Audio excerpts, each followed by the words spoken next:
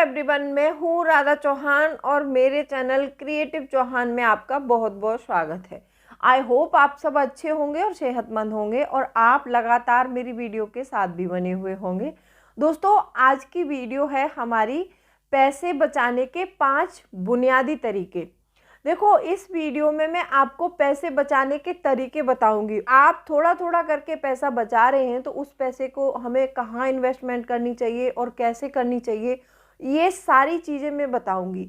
इससे ये होगा कि जब आप साल 2 साल के लिए ये नियम अपने ऊपर अप्लाई करेंगे तो साल 2 साल में आपकी जो फाइनेंशियल कंडीशन आज है, आज यहाँ पर है, वो कल यहाँ पहुँच सकती है। मैं आपसे कोई भी ऐसा दावा नहीं करती हूँ अपने वीडियो में कि आप मेरे वीडियो के ज़रिए करोड़पति बन जाएंगे, कि आप मेरे वीडियो के ज़रिए अरबपति बन जाएंगे। यदि ऐसा सोच के आप वीडियो पर आए हैं तो आप बीच में ही छोड़ सकते हैं इस वीडियो को। लेकिन जो मिडिल क्लास फैमिली है, जिनको वाकई में पैसे की ज़रूरत है, वाकई में चाहती है कि हमारे पैसे बचे और हमारी फाइनेंशियल कंडीशन जो है थोड़ी सी बेहतर हो जाए, तो ये वीडियो उनके लिए बहुत ही बेनिफिशियल साबित हो सकती है। तो चलिए स्टार्ट करते हैं वीडियो को। और वीडियो स्टार्ट होने से पहले आप लोगों से एक नम्र निवेदन है, अभी तक आपने अपने इस क्रिएटिव चौहान चैनल को सब्सक्राइब नहीं किया है तो प्लीज़ ज़्यादा से ज़्यादा चैनल को सब्सक्राइब करिए और बेल आइकन को भी ज़रूर प्रेस कर दीजिएगा, ताकि ऐसी ही इंटरेस्टिंग वीडियो की नोटिफिकेशन आपको मिलते रहे। और अगर आपको वीडियो पसंद आती है तो वीडियो को लाइक करके और वीडियो को ज़्यादा से ज़्यादा शेयर ज़रूर कीजिएगा। आप कोई भी प्लेटफॉर्म यूज़ करते हैं, व्हाट्सएप, फेसबुक, इंस्टाग्राम, वहीं पर मेरे वीडियो को शेयर ज़रूर कीजिएगा। तो चलिए स्टार्ट करते हैं वीडियो को। सबसे पहला पॉइंट आता है माइंड सेट। माइंड सेट, आप सोचोगे आपकी ये माइंड सेट बनता कैसे है। माइंड, देखो, अमीर जो होते हैं उनका सोचने का तरीका अलग होता है और जो मिडिल क्लास लोग होते हैं उनका सोचने का तरीका अलग होता है। मैं आपको ये बता रही हूँ, सबसे ज़्यादा बुनियादी तरीका, सबसे पहला तरीका है, सबसे ज़्यादा बुनियादी तरीका ये है कि अपना माइंड सेट बनाइए। अब माइंड सेट कैसा होना चाहिए? अमीरों का माइंड सेट पता है आपको कैसा होता है? जब भी जहाँ से भी कोई भी इनकम आती है उनके पास, मान लो सपोज करो उनके पास कहीं से भी 10,000 रुपये आए एक मंथ में, तो वो सबसे पहले, जो अमीर माइंड सेट होता है, वो सबसे पहले अपने 2,000 रुपये इन्वेस्टमेंट में डालेगा। क्योंकि उसको सोचना है कि मुझे आगे जाके अमीर बनना है, मुझे आगे जाके अपनी फाइनेंशियल कंडीशन जो है अच्छी करनी है। तो वो अपने माइंडसेट को पहले से बना के रखता है कि जैसे ही उसके पास कोई भी कमाई आई, सबसे पहले वो इन्वेस्टमेंट करेगा। उसके बाद में जो पैसा बचता है उससे वो अपने खर्च चलाने की कोशिश करता है।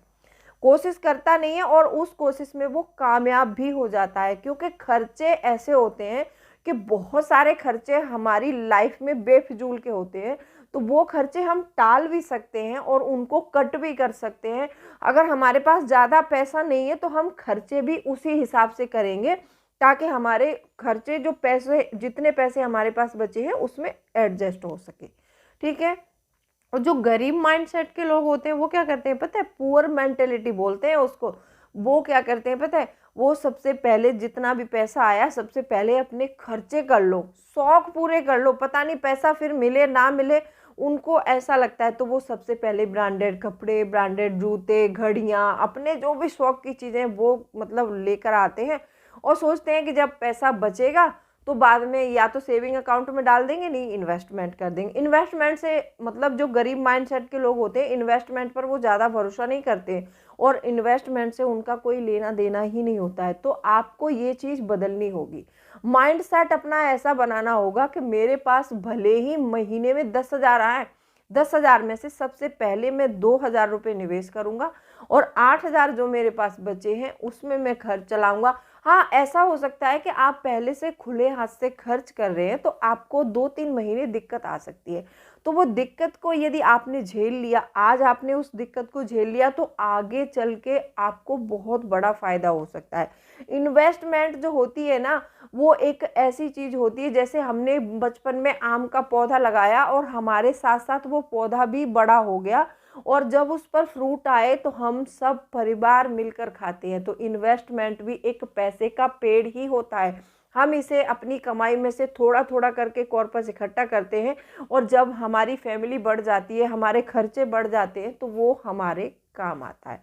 तो इसीलिए सबसे पहले ऐसा माइंडसेट बनाओ कि जैसे ही थोड़ा सा पैसा आपके पास आए, उसमें से सबसे पहले अपना पैसा निवेश करो, और बाकी का बचता है उसमें से अपने खर्चे संभालो। दूसरा पॉइंट आता है, सबसे बुनियादी तरीका ये भी है एक, कि अपने इनकम सोर्स बढ़ाओ। बहुत सारे लोग ऐसे होते हैं कि एक ही इनकम पर जी रहे हैं। उनके पास यदि 9 to 5 की जॉब है और उसमें उनका खर्चा चल रहा है, दाल रोटी मिल रही है, पैसा बच रहा है नहीं बच रहा है उनको कोई फ़र्क नहीं पड़ता, वो उसी में मस्त रहते हैं। 9 to 5 की जॉब में इनकम सोर्स के बारे में वो सोचते ही नहीं है। वो ये भी नहीं सोचते हैं कि मान लो कल जाके मेरी जॉब चली गई या फिर मुझे कोई दिक्कत हो गई, तो मतलब मेरे पास कोई एक ऐसा इनकम सोर्स तो होना चाहिए जिससे मैं अपने खर्चे चला सकूं। ना तो वो अपने इमरजेंसी फंड के बारे में भी नहीं सोचते। अब इमरजेंसी फंड के बारे में मैं क्यों कह रही हूँ कि इमरजेंसी फंड होना भी हमारी लाइफ में बहुत ज़रूरी है, इसके बारे में हम अगले पॉइंट में बात करेंगे। तो यहाँ पर आपको अपना इनकम सोर्स भी बढ़ाना चाहिए। देखो 9 to 5 की जॉब में सिर्फ आप अपने बच्चे पढ़ा सकते हो और अपना खर्च चला सकते हो, अपना रूम रेंट भर सकते हो, इतना ही कर सकते हो। 9 to 5 की जॉब में आप सोचो कि करोड़पति बन जाओ या फिर अरबपति बन जाओ, ये सपने आप छोड़ दीजिएगा यहीं पर। अगर आप 9 to 5 की जॉब में आपको पता है कि इतना ही हो सकता है, तो इनकम सोर्स बढ़ाने पर आप जोर दीजिए। अब इनकम सोर्स आप कैसे बढ़ा सकते हैं? आप अपनी ऑफिस के अलावा घंटे 2 घंटे कोई वर्क फ्रॉम होम कर सकते हैं। आजकल ऑनलाइन जो है इतनी अपॉर्चुनिटी मिल रही है लोगों को, आप घर में बैठ के सिर्फ घंटे 2 घंटे काम करके अच्छा पैसा अर्न कर सकते हैं ऑनलाइन। तो आप ऑनलाइन कोई भी कोर्स खरीद लीजिए, ऐसा कोर्स ले लीजिए, थोड़ा सा पैसा अपने ऊपर खर्च करो और उससे सीखो। अगर आपके पास में मान लो कोर्स खरीदने के या फिर किसी चीज़ पर इन्वेस्टमेंट करने का इतना पैसा नहीं है, तो आप आज के ज़माने में यूट्यूब से इतना कुछ सीख सकते हैं कि वहाँ से आप अच्छे से घंटे 2 घंटे कमाई करके 15 से 20 हज़ार रुपये आप आसानी से अर्न कर सकते हैं। तो इसीलिए आपको अपने इनकम सोर्स ज़रूर बढ़ाने चाहिए। तीसरा बुनियादी तरीका है कि अपने लिए एक इमरजेंसी फंड ज़रूर क्रिएट करना चाहिए। मैंने दूसरे पॉइंट में बात की थी इमरजेंसी फंड की। इमरजेंसी फंड क्यों ज़रूरी होता है? यदि हमारे पास कोई पैसिव इनकम भी नहीं आ रही है और कोई दूसरा इनकम सोर्स भी नहीं है हमारे पास, तो हमारा इमरजेंसी फंड का हमारे पास होना बहुत ज़रूरी होता है गाइस। क्योंकि आपने कोरोना पेंडेमिक जब आया था हमारे देश में, आपने देखा था कि कितने लोग ऐसे थे जो मतलब पलायन कर गए थे अपनी सिटी से दूसरे शहर में। जैसे मान लो जॉब करने के लिए हम कहीं बाहर जाते हैं और कहीं हम मतलब मान लो एक्टिव इनकम है वहाँ पर हमारी। एक्टिव इनकम पैसिव इनकम के बारे में मैंने एक मतलब पर्सनली वीडियो बनाया है, आप उस वीडियो को देख सकते हैं। मैं थोड़ा सा डिस्कस करती हूँ इसके बारे में। एक्टिव इनकम वो होती है जब तक हम किसी चीज़ में इन्वॉल्व हैं, वहाँ से हमें इनकम आ रही है, तो वो हमारी एक्टिव इनकम हो गई।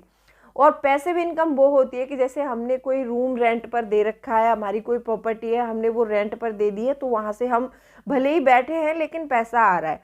हमने कोई गाड़ी खरीदी थी, हमने उसको जो है किराए पर दे रखा है, मंथली हमारे वहाँ से पैसा आ रहा है, तो ये होती है हमारी पैसिव इनकम।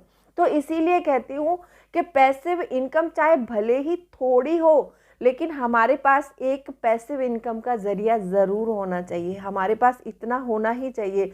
अगर मान लो हमारे पास पैसिव इनकम भी नहीं है, कोई सिर्फ हम जॉब के सहारे हैं, तो हमें ऐसे में थोड़ा थोड़ा करके अपना एक इमरजेंसी फ़ंड ज़रूर बनाना चाहिए।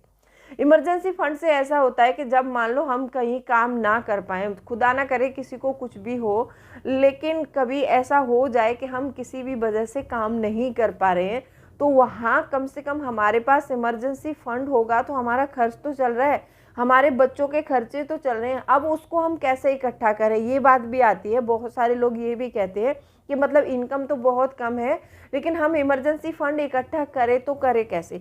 देखो, आप एक अलग से अकाउंट खोल लो। एक आपकी सैलरी का अकाउंट है, जिस अकाउंट में सैलरी आती है, उसके अलावा आपके पास कम से कम 2 अकाउंट और होने चाहिए। एक होना चाहिए आपका इन्वेस्टमेंट अकाउंट, जिसमें आप मान लो आपकी सैलरी 30,000 है, तो 30,000 में से आप 6,000 रुपये हर मंथ में अलग कर लो।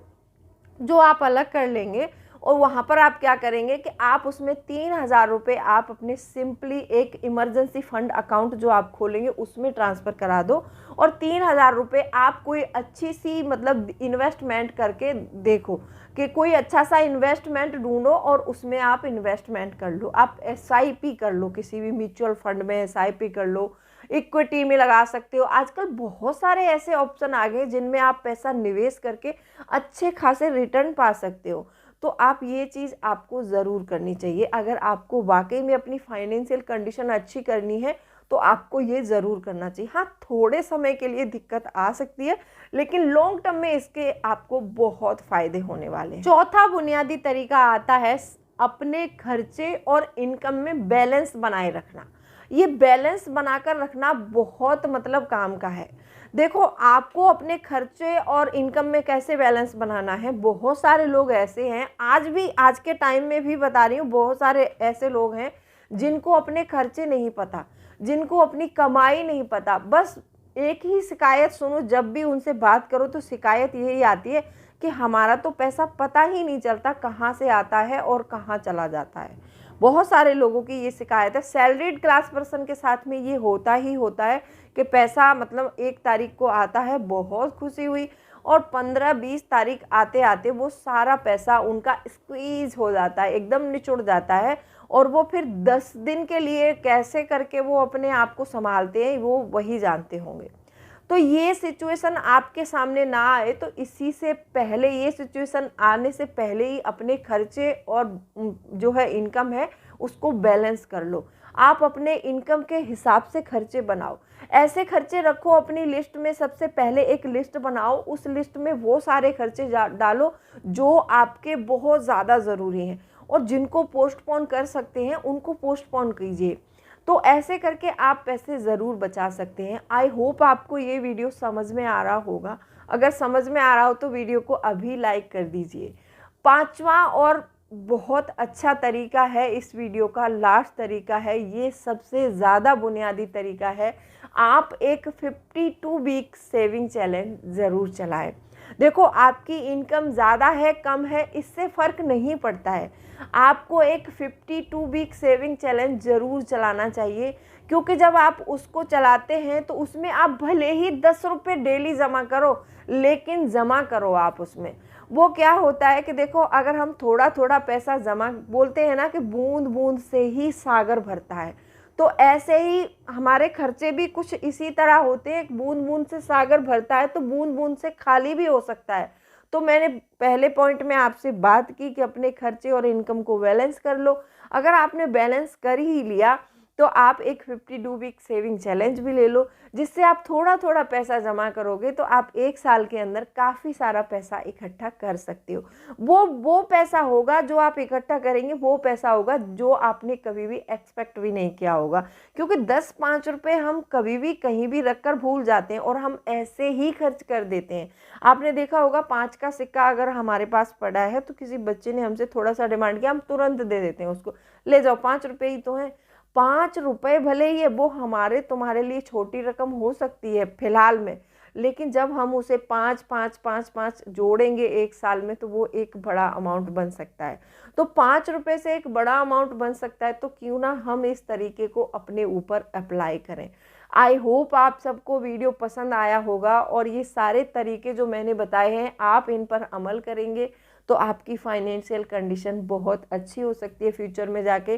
तो चलिए, मिलती हूँ अगले वीडियो में, तब तक के लिए bye bye. Thanks for watching. कोई भी क्वेरी है तो कमेंट सेक्शन में लिखना मत भूलिएगा।